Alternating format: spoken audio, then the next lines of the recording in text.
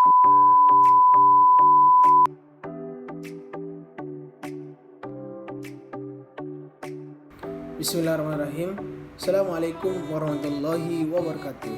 Perkenalkan, saya Hidayat Munawar sebagai anggota muda TGM An-Nafis angkatan ketiga. Nah, di sini saya akan menjelaskan terkait cedera lingkungan.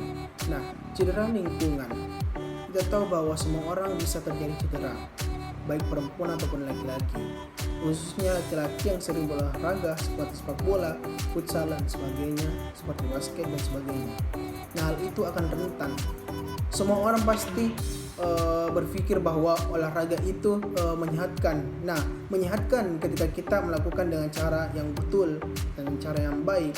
Nah, ketika kita melakukan dengan cara yang tidak sesuai dengan aturan, yang tidak sesuai, yang tidak baik, seperti ketika kita tidak pemanasan ataupun peregangan otot-otot sebelum kita olahraga, maka hal itu akan bersifat fatal yang akan menjadi masalah bagi kita sendiri. Oleh karena itu, ketika kita sebelum berolahraga, maka mulailah kita peregangan otot-otot. Nah, di sini saya akan menjelaskan terkait cedera lingkungan yang biasa terjadi di lingkungan. Nah, yang pertama itu ada dinamakan memar. Nah, memar ini dia itu kerusakan jaringan ikat di bawah kulit. Nah, ketika terjadi kerusakan jaringan ikat di bawah kulit, maka akan biasanya itu akan terlihat biru. Nah, ketika dia terlihat biru, maka cara penanganan terhadap memar itu dengan cara kompres dengan air dingin dan air hangat secara bergantian selama 3 jam, selama 12-24 jam. Nah, kemudian cedera memar ini biasanya itu terjadi karena benturan benda. Nah, kemudian cara penanganannya juga itu dengan cara juga istirahat. Nah, kenapa istirahat ini memiliki fungsi juga? Ada 2 fungsinya. Yang pertama itu dia akan ketika kita beristirahat, maka dia akan mengatasi lagi cedera lanjut dari cedera sebelumnya. Yang kemudian yang kedua itu tujuan dari istirahat itu dia akan mempercepat penyembuhan jaringan lunak yang rusak di bawah kulit. Nah, kemudian yang kedua itu ada dinamakan cedera otot. Nah, cedera otot ini ada 2. Ada cedera otot cedera otot tendon dan ada cedera otot ligamen. Nah, yang mana dinamakan otot tendon? Otot tendon itu yang bukan antara otot dengan tulang ataupun sendi. Yang dinamakan dengan otot ligamen itu dia itu yang bukan antara tulang dengan sendi. Nah, ketika dia terjadi cedera otot, nah dia cara penanganannya itu dengan cara kompres dengan air dingin. Nah, kompres dengan air dingin atau es batu.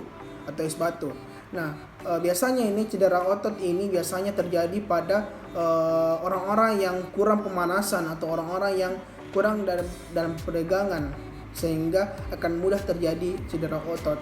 Khususnya laki-laki yang sering sepak bola, futsal, basket dan sebagainya, hal itu akan rentan. Nah, yang ketiga itu ada yang dinamakan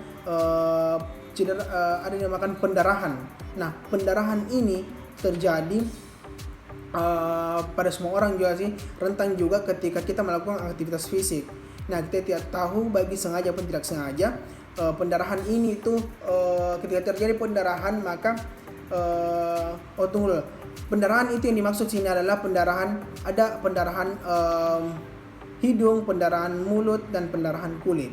Nah, pendarahan dari ketiga pendarahan tersebut itu cara penanganannya itu yang pertama pendarahan hidung itu. Nah, pendarahan hidung itu kita suruh dulu orang tersebut, kemudian setelah itu kita mengangkat kepalanya ke atas, kemudian kita menyuruh untuk membuka mulutnya, kemudian menyuruh bernafas melalui mulut.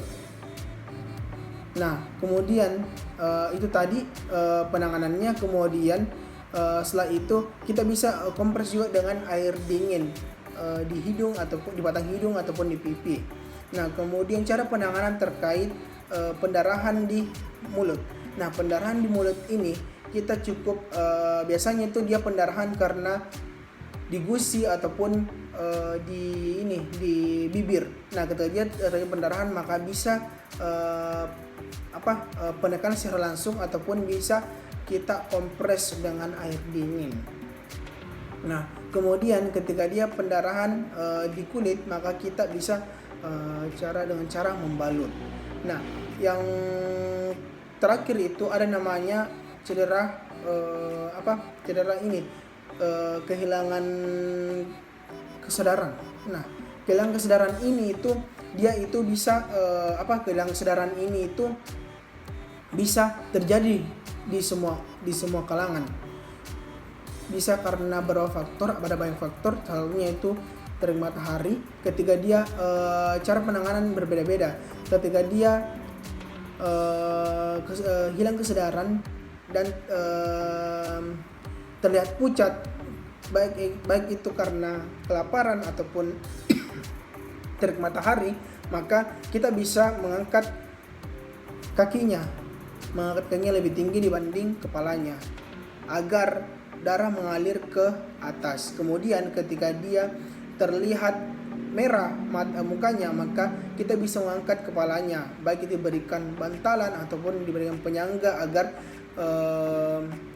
kepala yang lebih tinggi dibandingkan kaki. Tapi kaki ini tidak diangkat, hanya kepala yang kita angkat agar darah mengalir ke bawah. Yang ketiga itu ketika dia muntah, kesadaran dan langsung muntah, maka kita meringkan agar tidak tersumbat jalan nafasnya.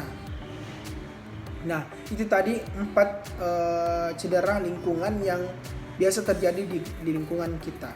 Terima kasih banyak, mungkin itu dari saya penjelasan terkait cedera-cedera. Semoga bermanfaat bagi kita semua. Saya tutup dengan ucapan Assalamualaikum warahmatullahi wabarakatuh.